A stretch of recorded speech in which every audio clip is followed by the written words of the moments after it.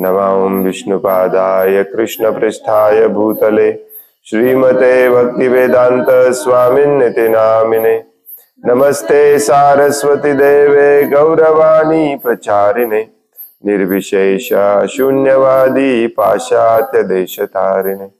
जय श्री कृष्ण चैतन्य प्रभु नित्यानंद श्री अद्वैत गदाधर श्रीवासादि गौर भक्तवृंद। हरे कृष्ण कृष्ण कृष्ण हरे हरे, हरे राम राम राम हरे हरे।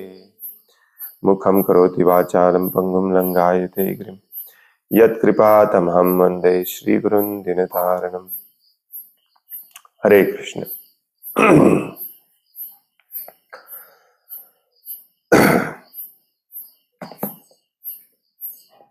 श्रीमद् भागवतम स्कंध तिसरा अध्याय 28 भक्ती मार्गाच्या आचरणाविषयी भगवान कपिल देवांचे उपदेश।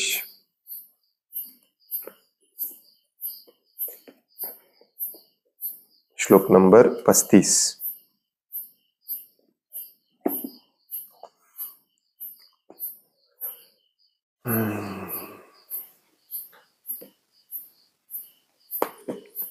मुक्ताश्रयं यर्हि निर्विषयं विरक्तम्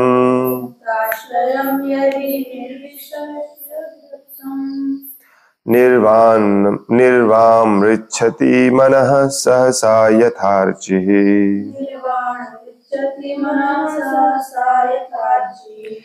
आत्मानमत्र पुरुषो अव्यधानमेकम्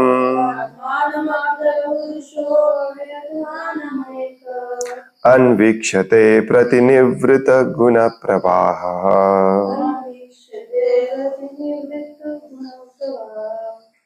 मुक्ताश्रयं यर्हि निर्विषयं विरक्तम् निर्वाममृच्छति मनः सहसा यथार्ची।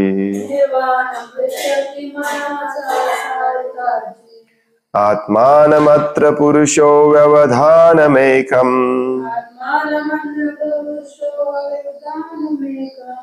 अन्वीक्षते प्रतिनिवृत गुण प्रवाहः।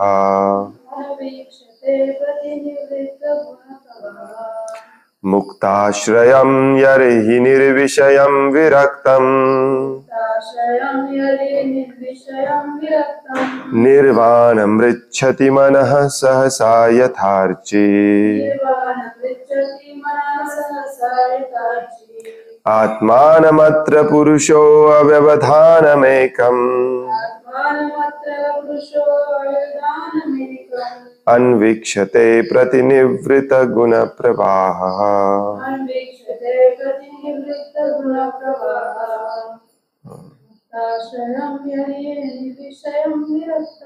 मुक्ताश्रयं यर्हि निर्विषयं विरक्तम् निर्वाणमृच्छति मनः सहसा यथार्ची।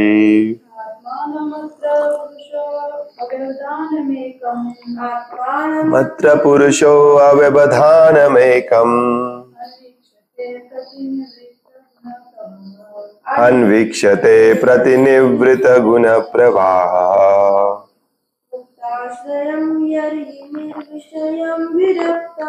मुक्ताश्रयं यर्हि निर्विषयं विरक्तम्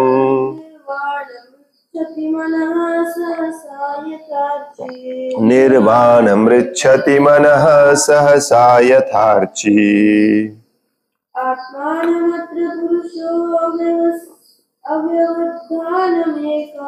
आत्मानमत्र पुरुषो अव्यवधानमेकम्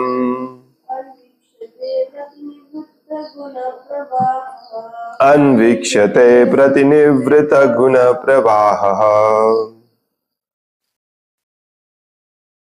मुक्त आश्रयम मुक्त झालेले यर्हि ज्यावेळी निर्विषयम इंद्रिय विषयांपासून अनासक्त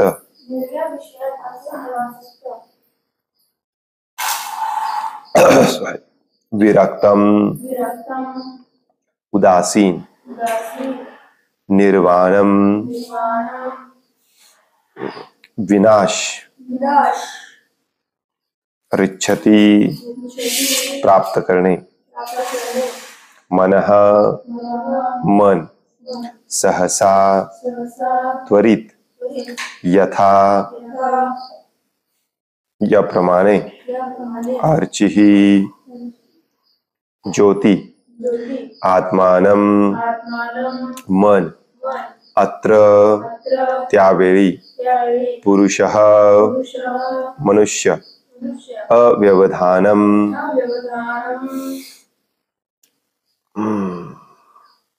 व्यवधाना वाचून, वेगळे न होता, एकम, एकरूप, अन्वीक्षते, अनुभव घेतो, प्रतिनिवृत्त, मुक्त झालेले, गुण प्रवाह, भौतिक गुणांच्या प्रवाहापासून. भाषांतर. याप्रमाणे मन जेव्हा सर्व भौतिक प्रदूषणांपासून संपूर्णपणे मुक्त आणि भौतिक विषयांपासून विरक्त होते, तेव्हा एखाद्या दीपज्योतीप्रमाणे ते असते. त्यावेळी मन हे वास्तविकपणे भगवंतांच्या इच्छेनुसार नियुक्त झालेले असते.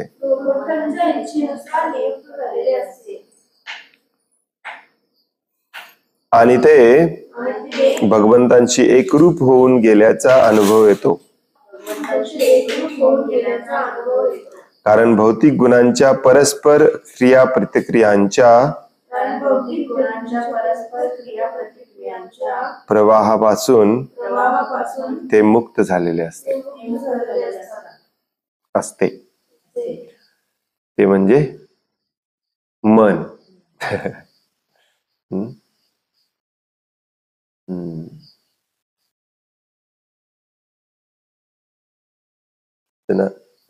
लाईट मागे घे आणि त्या बाजूला घे. ज्याप्रमाणे मन जेव्हा सर्व भौतिक प्रदूषणांपासून संपूर्णपणे मुक्त आणि भौतिक विषयांपासून विरक्त होते, तेव्हा एखाद्या दीपज्योतीप्रमाणे ते असते. दीपज्योतीप्रमाणे असते म्हणजे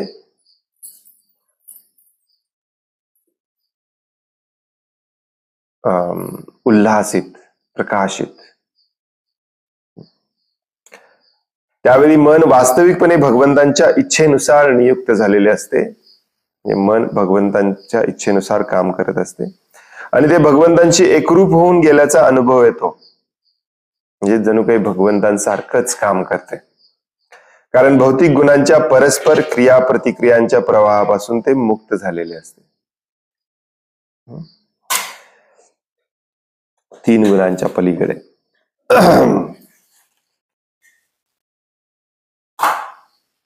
हे शेवटचे काही श्लोक आहेत या अध्यायामधले, जिथे योगाभ्यासाचा एंड रिझल्ट काय असतो ते भगवान कपिल देव सांगतात.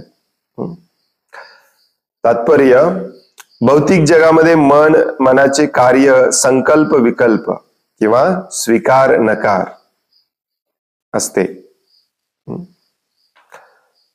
भौतिक जगामध्ये मनाचे काम काय असतं? संकल्प विकल्प, म्हणजे स्वीकार करायचं की नकार करायचं. तसं आपल्याला वाटतं की मन खूप पॉवरफुल आहे, परंतु मनापेक्षा बुद्धी पॉवरफुल असते.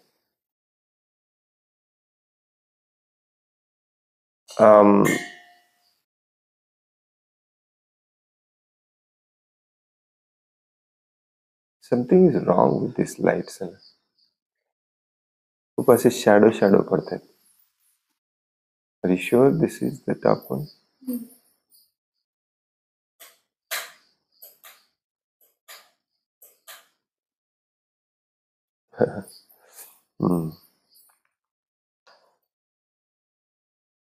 मन जरी पॉवरफुल नसलं तरी मनाचं एक मेन महत्वाचं काम असतं म्हणजे संकल्प विकल्प. जोपर्यंत मन सिग्नल देत नाही की हे माझ्यासाठी चांगलं आहे का वाईट आहे, तोपर्यंत बुद्धी ते मिळवण्यासाठी काम करत नाही. त्यामुळे मनाचं जरी काम छोटस असलं तरी पॉवरफुल काम असतं. आणि मन हे सुपर स्पीडनी हे काम करत असतं. हे माझ्यासाठी चांगलं आहे का वाईट आहे, चांगलं आहे का वाईट आहे, चांगलं आहे का वाईट आहे, चांगलं आहे का वाईट आहे, करायचं की नाही, करायचं की नाही, करायचं की नाही, पाहिजे का नको, पाहिजे का नको.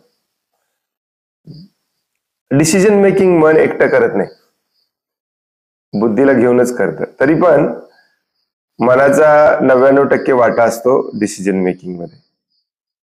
आणि एकदा पाहिजे किंवा मला आवडतं किंवा माझ्यासाठी हे चांगलं आहे किंवा माझं आहे हे मनाने डिसाईड केलं की मग बुद्धीचं काम सुरू होतं, ते मिळवायचं कसं किंवा त्याला सुखी ठेवायचं कसं. मनाचं काम एवढंच असतं, संकल्प विकल्प, स्वीकार नकार.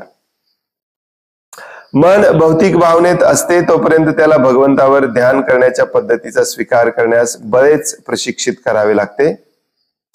परंतु भगवंतांवर प्रेम करण्याच्या स्तरावर मनुष्य वास्तविकपणे उन्नत होतो तेव्हा मन आपोआपच भगवंतांच्या चिंतनात लीन होते. जेव्हा आपण प्रॅक्टिस करत असतो आध्यात्मिक गुरुच्या मार्गदर्शनाखाली, तेव्हा मनाला जबरदस्तीने भगवंतांच्या सेवेमध्ये लावावं लागतं. परंतु जेव्हा मनामध्ये पूर्ण प्रेम उत्पन्न होतं, भक्तीच्या टॉपमोस्ट स्टेजला आपण पोहोचतो, तेव्हा कुणी आपल्याला जबरदस्ती करावी लागत नाही. मन आपोआप भगवंतांमध्ये तल्लीन होतं आणि तेवढ्याच गोष्टीचा संकल्प करतं ते भगवंतांच्या सेवेसाठी अनुकूल आहे, बाकी सगळं वर्ज करतं किंवा विकल्प करतं. तोपर्यंत त्या मनाला ट्रेनिंग द्यावं लागतं, प्रशिक्षण, ट्रेनिंग द्यावं लागतं. अशा स्थितीत योग्याच्या मनात भगवंतांच्या सेवेविषयीचा विचार सोडून इतर काहीही नसते.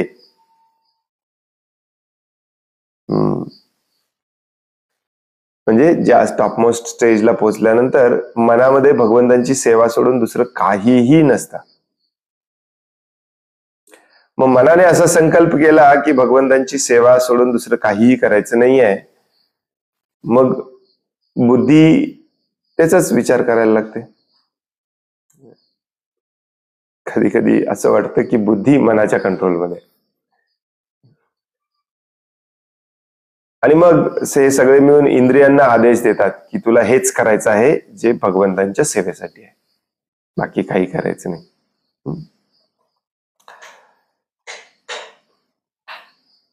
अशा रीतीने भगवंतांच्या इच्छेशी मनाचे स्वतःचे मन संलग्न करण्याच्या मार्गालाच निर्वाण अर्थात भगवंतांशी मन एकरूप करणे असे म्हणतात.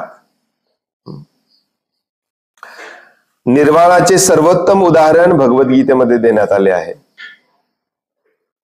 निर्वाण हा शब्द ऍक्च्युली या श्लोकामध्ये वापरलाय. निर्वाण मृच्छती मनः सहसा यथार्ची. निर्वाण हा शब्द मायावादी निर्विशेषवादी लोक खूप वापरतात आणि त्यांच्यामध्ये निर्वाणचा अर्थ असतो भगवान होणे, भगवंतांची एकरूप होणे, एकच होणे. एकरूप होण्याचा अर्थ असतो, प्रभुपाद इथं किती छानपणे सांगतात. ऍक्च्युली भगवान कपिल देव अगदी मस्तपणे सांगतात या श्लोकामध्ये. भगवंतांशी एकरूप होणे म्हणजे मन भगवंतांसारखं विचार करायला सुरुवात करणे. भगवंतांचा विचार आणि आपला विचार वेगळा नसला पाहिजे. भगवंतांचं काम आणि आपलं काम वेगळं नसलं पाहिजे. भगवंत ज्या इच्छा करतात त्या पूर्ण करण्यासाठी आपल्या इंद्रियांनी धडपडलं पाहिजे. त्याला म्हणतात एकरूप होणे.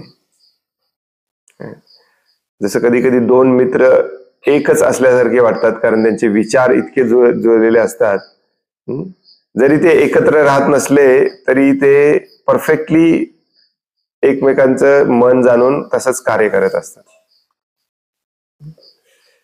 घरातली ज्यांची मन जुळलेली असतात त्यांना काही सांगावं लागत नाही, आपोआप सगळं कळतं पुढे नेक्स्ट काय करायचं. तसं भगवंतांशी एकरूप होणे म्हणजेच भगवंतांशी इतकं प्रेम करणे की जे काही करतो ते सगळं भगवंतांच्या इच्छेप्रमाणेच झालं पाहिजे. म्हणजेच त्याला आपण मराठी भाषेत एकदम सिंपल रोजच्या भाषेमध्ये म्हणतो, मन जुळणे. हो की नाही, मन जुळली पाहिजेत. आणि अशा अवस्थेला निर्वाण अवस्था म्हटलं जातं. निर्वाण अवस्था म्हणजे स्वतः भगवान होणे नव्हे. निर्वाण, प्रभुपाद पुढे सांगतात की निर्वाणाचं परफेक्ट उदाहरण कोण आहे? भगवान श्रीकृष्णाने अर्जुन हे भगवद्गीतेत दिलेलं उदाहरण. अर्जुनाचे मन सुरुवातीला भगवान श्रीकृष्णांच्या इच्छेच्या विरुद्ध होते. अर्जुनाने युद्ध करावे ही श्रीकृष्णांची इच्छा होती, परंतु त्याला युद्ध करायचे नव्हते आणि म्हणून दोघांमध्ये मतभिन्नता होती, मन जुळली नव्हती. तथापि भगवंतांकडून भगवद्गीतेचे श्रवण केल्यानंतर अर्जुनाने आपले मन त्यांच्या इच्छेशी संलग्न केले. तुम्ही म्हणाल तसं, पण याच्यामध्ये काही जबरदस्ती नसते, भगवंतांनी समजावून सांगितलं.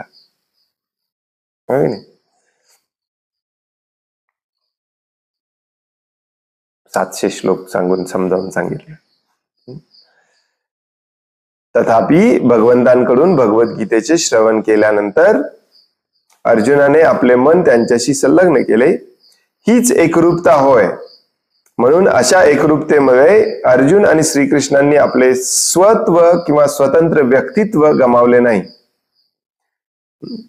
मायावादी तर तत्वज्ञानांना याचे ज्ञान होऊ शकत नाही. त्यांना वाटते की एकरूपता म्हणजे स्वतंत्र अस्तित्वाचा अटळ विनाश.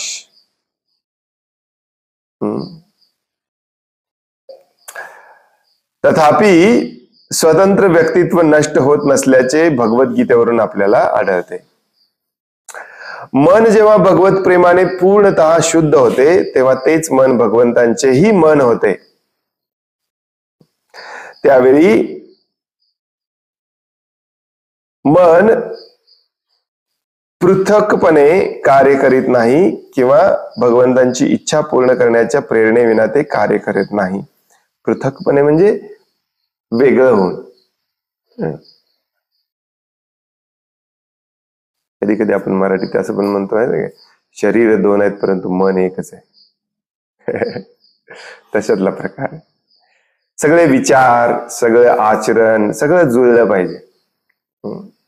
यालाच प्रेम म्हणतात, हो की नाही. भगवंतांशी जुळलं पाहिजे. भौतिक जगातल्या बऱ्याच जणांशी आपलं जुळतं, कलियुगामध्ये ते पण थोडंसं अवघड झालेलं आहे, परफेक्टली जुळत नाही. मग आपण फ्रस्ट्रेट होतो, काही नाही. आपण विचार करायला लागतो, कोणीच नाही आहे माझ्या मनाप्रमाणे काम करणार. फ्रस्ट्रेट व्हायचं काय गरज आहे? या भौतिक जगामध्ये प्रत्येक जण स्वतःच्या मनाप्रमाणे काम करायला आलेला आहे. तर तुम्हाला तुमच्या मनाप्रमाणे का काम करेल? तुम्ही कोण त्याचे? मी त्याचे वडील आहे म्हणून काय झालं, मी त्याची आई आहे म्हणून काय झालं. What is that song? कोई किसी का नहीं ये नाते, नाते हैं नातों का क्या. हो की नाही. कुणाची मन जुळत नाहीत या भौतिक जगामध्ये. खऱ्या अर्थाने आपल्याला आपल्या प्रेमळ व्यक्तींची मन जुळवायची असतील तर आपलं ध्येय एक असला पाहिजे. सगळ्यांनी मिळून भगवंतांसाठी कार्य केलं पाहिजे, भगवंतांची मन जोडलं पाहिजे. या जगामध्ये मन जोडण्यासारखं कोणी नाहीये.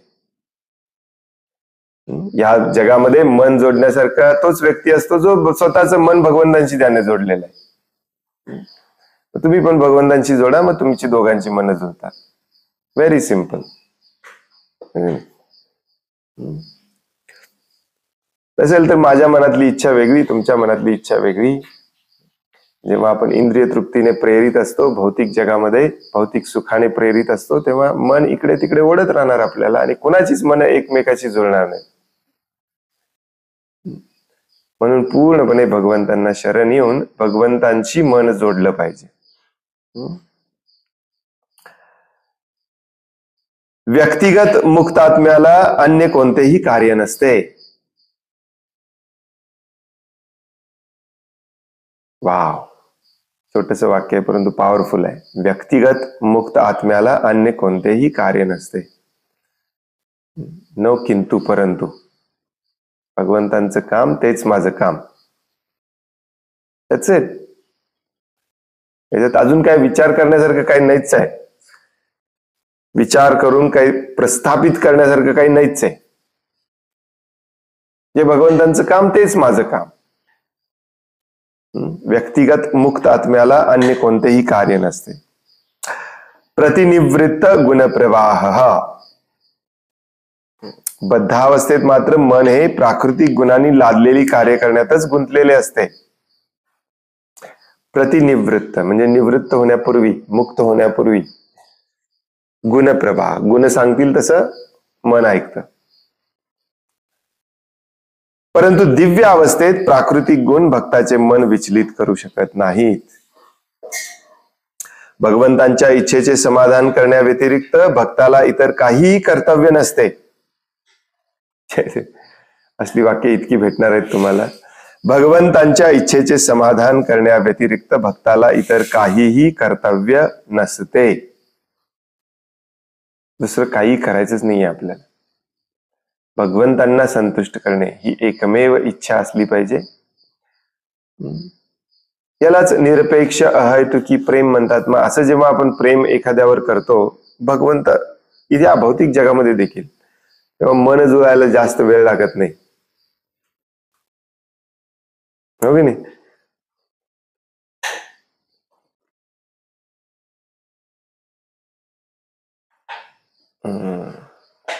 भगवंतांची मन जोडा, तुम्हाला धोका मिळणार नाही. काय म्हणतात त्याला? That's the word in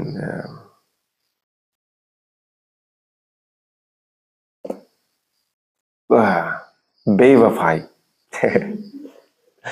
There is no बेवफाई in भगवंतांच्या प्रेमामध्ये. गॅरंटीड. या भौतिक जगामध्ये मात्र सगळ्या नात्यांमध्ये बेवफाई आहे. हो की नाही? भगवंतांच्या इच्छेचे समाधान करण्याव्यतिरिक्त भक्ताला इतर काहीच कर्तव्य नसते.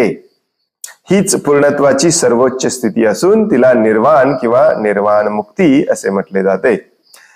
त्या स्तरावर मन हे सांसारिक कामनांपासून पूर्णतः मुक्त झालेले असते. कम्प्लिटली. यथार्ची, आर्ची म्हणजे ज्योत. जेव्हा एखादा दिवा मोडलेला असतो व त्यातील तेल संपलेले असते तेव्हा त्यातील ज्योती विझलेली आपल्याला दिसते. पण शास्त्रीय माहितीप्रमाणे ज्योत नाहीशी झालेली नसते, तर सुप्त रूपाने ती सुरक्षित ठेवण्यात आलेली असते. त्यालाच शक्तीचे नित्यत्व असे म्हणतात. त्याचप्रमाणे मनाचे भौतिक स्तरावरील कार्य समाप्त झाल्यानंतर ते भगवंतांच्या कार्यात सुरक्षित होते. मनाचे कार्य थांबवण्याविषयीची मायावादी तत्वज्ञानांची संकल्पना येथे स्पष्ट करण्यात आली आहे. मानसिक कार्य समाप्त होणे याचा अर्थ त्रिगुणांच्या प्रभावाखालील मानसिक कार्य थांबणे असा आहे. शेवटचा पॅराग्राफ थोडस निर्विशेषवाद्यांबद्दल आहे. त्यांना जनरली सगळं झिरो करायचं असतं. मनातली इच्छा, मनाचं काम सगळं बंद करायचं म्हणजे त्रासच होणार नाही. पण थोडे दिवस हे काम करता ऍक्च्युली, परंतु मग कंटाळा येतो. कंटाळा हे दुसऱ्या एक प्रकारचं दुःखच असतं. कोणाला पाहिजे कंटाळा? बोर झाला म्हणतो की नाही? का बोर होत? मनाला ट्रेनिंग देऊन भरपूर इंद्रिय तृप्ती करण्याचा आपण प्रयत्न करतो आणि ते जेव्हा होत नाही असं समज झाल्यावर, कळाल्यावर मनाला शटडाऊन करतो, आपण बंद करतो आणि मग खूप बरं वाटतं. बरेच डॉक्टर, मानसोपचार तज्ञ देखील सांगतात, ऍक्च्युली औषधं देतात त्याच्यासाठी, मनाला शटडाऊन करण्यासाठी. बंद, शांत झोप आली पाहिजे, है की नाही? मन इतकं विचलित झालेलं असतं ते आपल्याला आजारी करतं. मग डॉक्टर आपल्याला गोळ्या औषधं देतात मनाला शांत करण्याचं. किती दिवस शांत मन आपल्याला शांत ठेवणार आहे? माणूस हा प्राणी असा आहे जो काहीतरी काम करण्यामध्ये आनंद घेतो. मग हे काम कसं बदललं पाहिजे,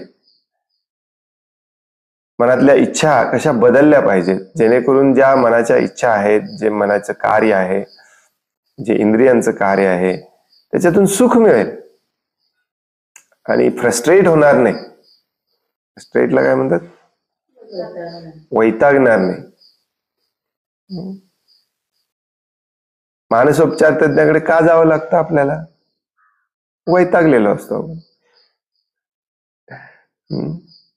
स्वार्थाने वैतागलेला असतो. भगवंतांच्या कार्यामध्ये पूर्णतः स्वतःला झोकून देणे, निमग्न करणे, काही गरजच नाही, हो की नाही?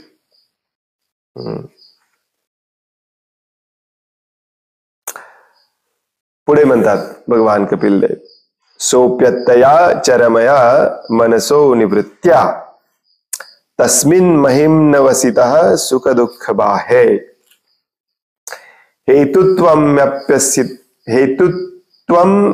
अप्यसति कर्तरी दुःख यो यत् स्वात्मन विधत्त उपलब्ध परात्मकाष्टः. अशा रीतीने सर्वोच्च दिव्य स्तरावर उन्नत झाल्यानंतर मन सर्व प्रकारच्या भौतिक क्रिया प्रतिक्रियांपासून निवृत्त होते. अगेन हे मन निवृत्त होते, हे कन्फ्यूज होऊ नये म्हणून प्रभुपाद एवढं समजावून सांगतात की मन निवृत्त होणे म्हणजे थांबवणे नाही, स्वतःसाठी काम करायचं थांबवणे, भगवंतांसाठी कार्य करायला लावणे. सॉरी, मध्येच मी एक्सप्लेनेशन सुरू केलं. भाषांतर आहे या श्लोकाचं. अशा रीतीने सर्वोच्च दिव्य स्तरावर उन्नत झाल्यानंतर मन सर्व प्रकारच्या भौतिक क्रिया प्रतिक्रियांपासून निवृत्त होते आणि स्वतःला महाआत्म्यामध्ये स्थित होते. स्वतःच्या महात्म्यामध्ये स्थित होते. सुख दुःखांच्या सर्व भौतिक संकल्पनांच्या पलीकडे स्थित होणे हेच ते महात्म्य होय. त्यावेळी योग्याला भगवंतांशी असणाऱ्या आपल्या संबंधाच्या सत्याचा साक्षात्कार होतो. त्याला कळून चुकते की सुख दुःखे आणि त्यांच्या परस्परातील क्रिया प्रतिक्रिया या आपल्या आत्म्यामुळे होतात असे आपण समजत होतो, पण वस्तुतः ते सर्व मिथ्या अहंकारामुळे घडत असते आणि हा मिथ्या अहंकार अज्ञानातून निर्माण होतो.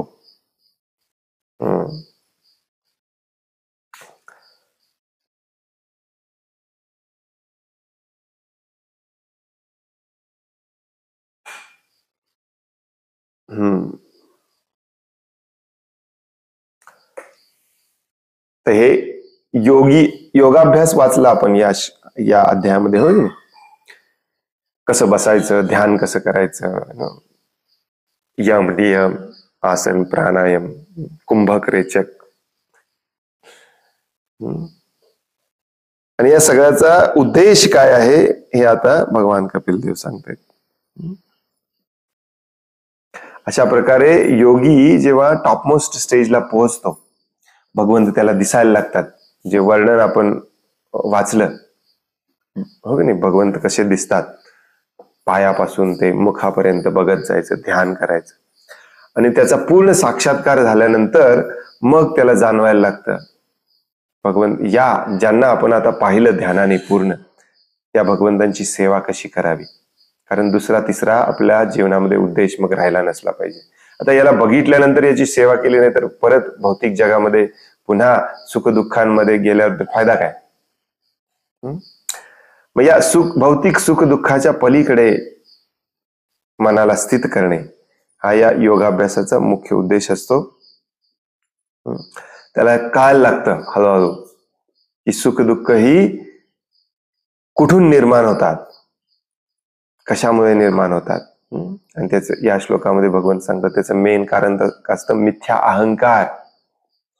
मिथ्या अहंकार म्हणजे स्वतःला शरीर समजणे, आणि त्या अहंकारातून निर्माण झालेली जी कामं असतात मनाची, इंद्रियांची, ती आपल्याला सुख आणि दुःखामध्ये ढकलतात. या दोन्ही सुख दुःखातून बाहेर पडून त्या परमात्मा रूपावरती ध्यान करणे, त्याचा साक्षात्कार करून घेणे आणि मग त्याची सेवा करायला सुरुवात करणे, हे जीवनाचं उच्चतम ध्येय, टॉपमोस्ट उद्देश असला पाहिजे आपला.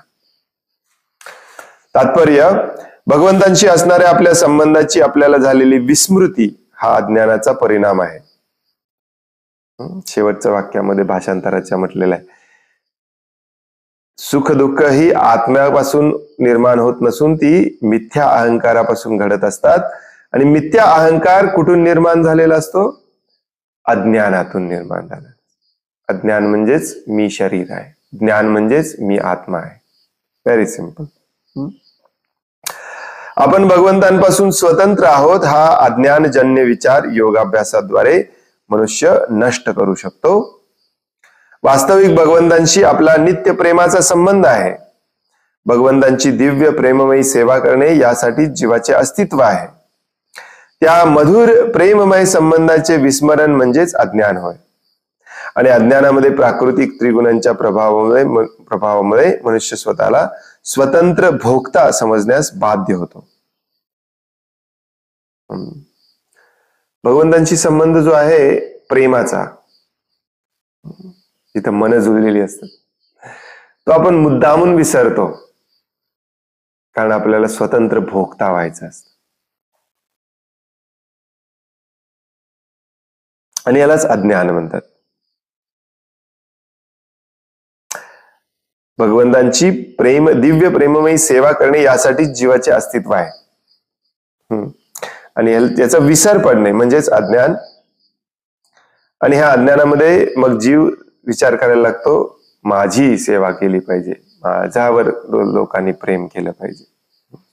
यालाच भोगता, उपभोग घ्यायची इच्छा म्हटलं जातं.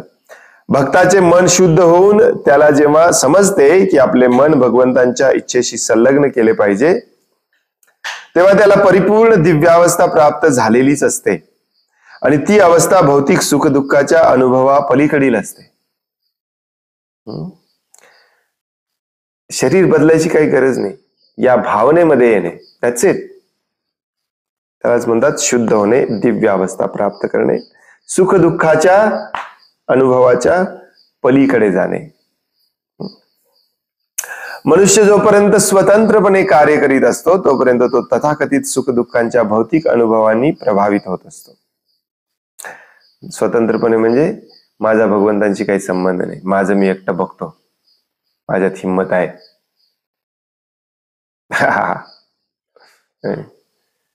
जसं मुलं कधी कधी घर सोडून जातात, माझं मी राहतो, जगतो एकटा, मला तुमची काही गरज नाही. मग सुख दुःख भोगावे लागतात. जोपर्यंत आपण वडिलांच्या आश्रयाखाली असतो, भगवंतांच्या आश्रयाखाली असतो, भगवंतांचं सगळं ऐकून काम करत असतो, तेव्हा सुखदुःखाची जबाबदारी पण भगवंत घेतात. तुम्हाला जर हौस असेल घर सोडून जायची आणि स्वतः स्वतंत्रपणे सुख मिळवायचा प्रयत्न करायची, मग सुख दुःख येणार, ती मग त्याला स्वीकार करण्याची पण तयारी ठेवा. उप्स. खरे तर येथे सुख मुळीच नाही.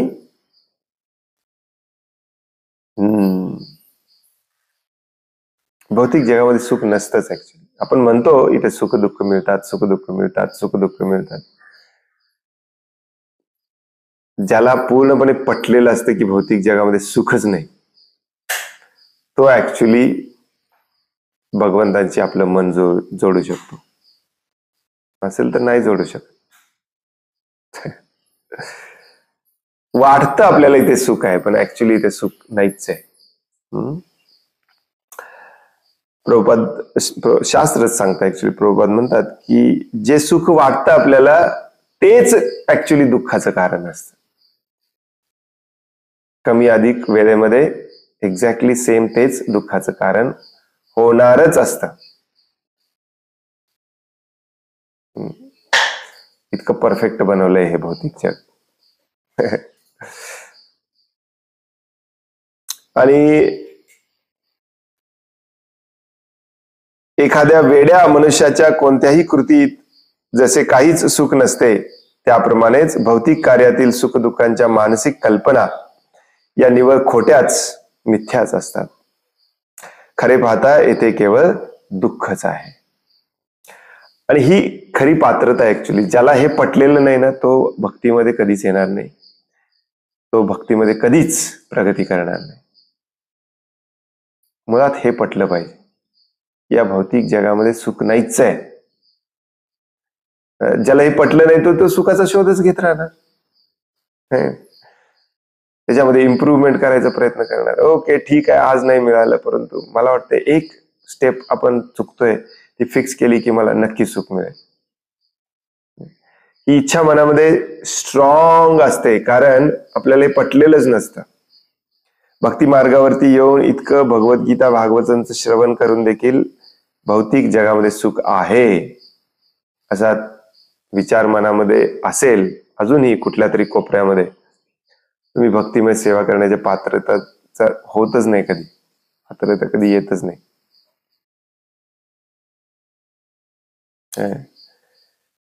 परफेक्टली 100%, 100%, 108%, 200%, 1000, 1008% पटलं पाहिजे आपल्याला, या जगामध्ये सुख नाही, इथे फक्त दुःखच आहे. मग मी कशाला धडपडतोय, प्लॅनिंग करतोय, प्लॅनवर प्लॅन, प्लॅनवर प्लॅन, प्लॅनवर प्लॅन चालू आहे आपलं. कशासाठी? भगवंतांच्या इच्छेनुसार कार्य करण्यास मनाला प्रशिक्षित केल्यानंतर मनुष्याला दिव्य स्तर प्राप्त होतो. भौतिक प्रकृतीवर प्रभुत्व गाजवण्याची इच्छा हेच अज्ञानाचे कारण आहे, आणि ही विषयी इच्छा पूर्णपणे नाहीशी होते व भगवंतांच्या इच्छेशी आपली इच्छा संलग्न होते, तेव्हा आपण पूर्णावस्थेचा स्तर प्राप्त करतो. त्याच एवढं सोपं आहे.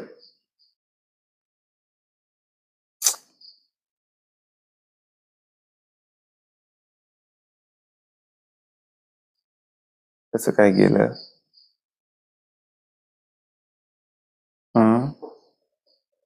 जरा ते रिसेट करून येतेस.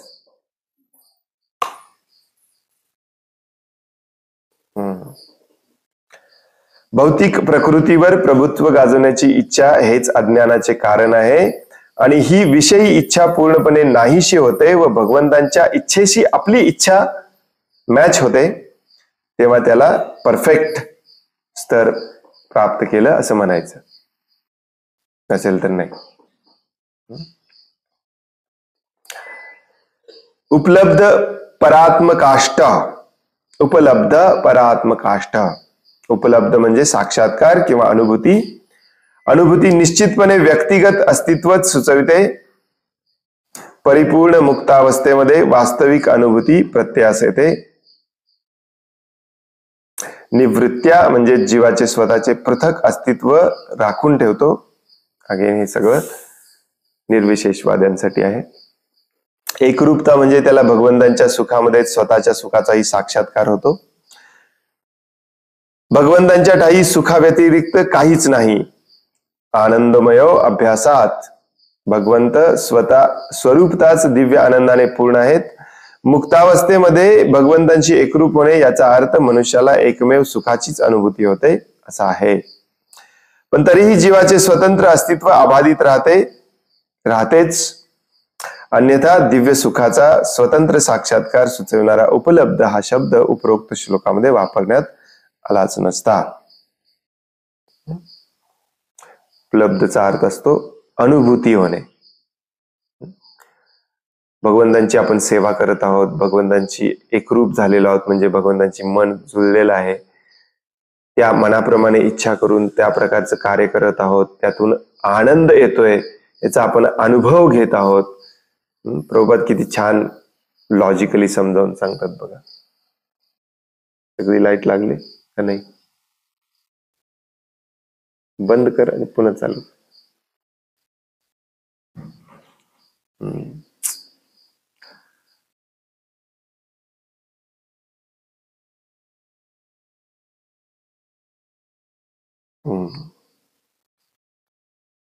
सॉरी.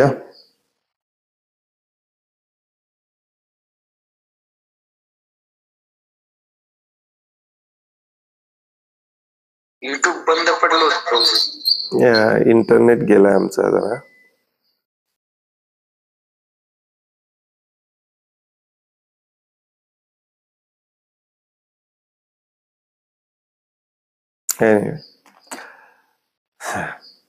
चेन ऑफ थॉट निघून गेली सगळी. प्रभुपाद किती छान समजावून सांगतात. उपलब्ध या शब्दाचा अर्थ असतो अनुभव घेणे.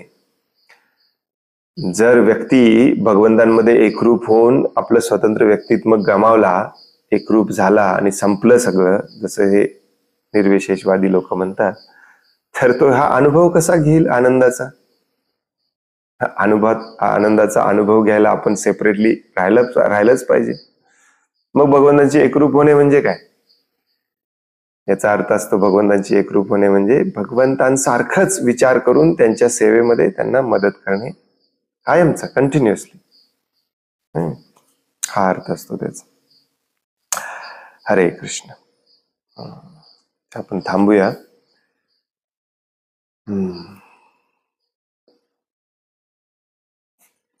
हरे कृष्ण. कोणाला काही प्रश्न आहे, काही सांगायचं आहे?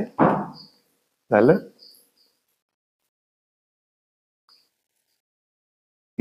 युपीएस बंद करायचा त्याचा आणि पुन्हा चालू करायचं 10 सेकंद.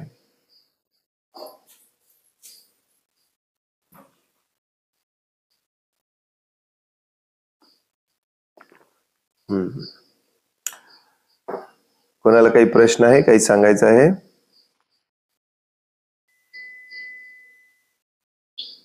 प्रभू हरे कृष्णा, दंडवत प्रणाम. हरे कृष्णा, दंडवत प्रणाम.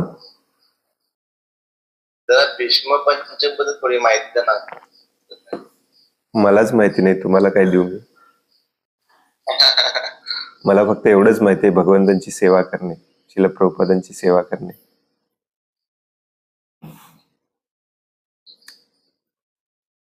प्रभुपादांनी कधी सांगितलेलं नाही आहे भीष्म पंचक करायला. कशाला या कर्मकांडाबद्दल तुम्हाला माहिती तरी पाहिजे. आपल्याला भीष्म पंचक बद्दल माहिती पाहिजे, एकादशी कथेबद्दल माहिती पाहिजे, संकष्टी चतुर्थी बद्दल माहिती पाहिजे. काय मिळणार आहे तुम्हाला भीष्म पंचक बद्दल माहिती घेऊन? इतके दिवस तुम्ही श्रवण करताय, भगवंतांची कंटिन्युअसली सेवा करायला पाहिजे, ते का होत नाही आपल्या हातून?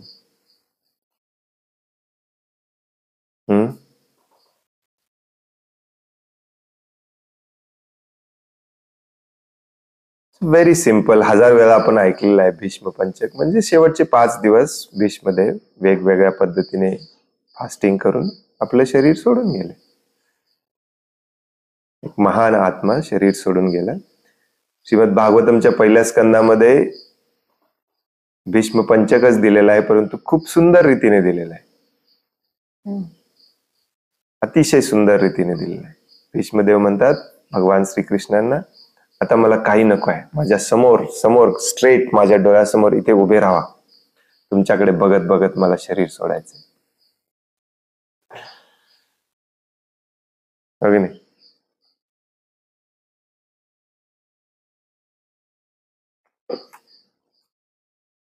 या भौतिक जगामध्ये प्रभूजी आपल्या छोट्या आसक्ती सुटेनात आपल्याला.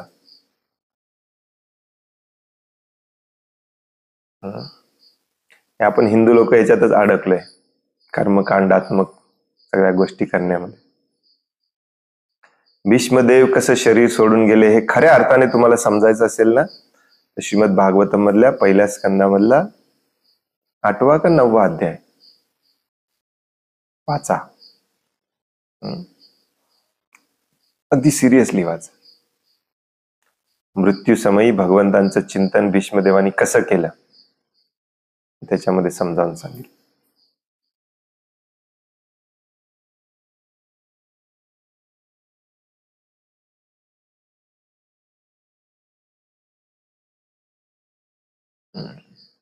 काय झालं? सण झालं नाही, झालंच नाही ते. युपीएस बंद करून पुन्हा चालू केली.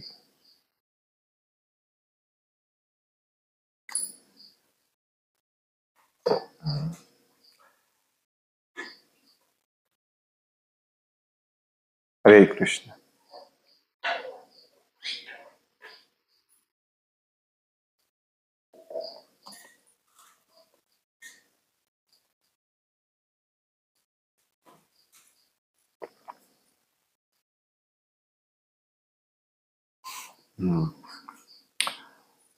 आणखीन कुणाला काही प्रश्न आहे, काही सांगायचं आहे?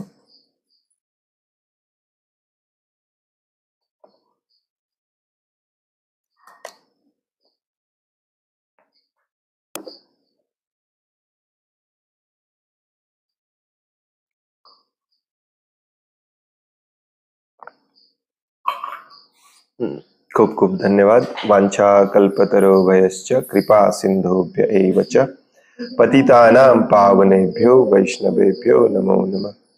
अनंत कोटि वैष्णव वृंद की जय. वैष्णव ठाकुर शिल प्रभुपाद की जय. ग्रंथराज श्रीमद् भागवतम की जय. हरे कृष्ण. धन्यवाद पुन्हा.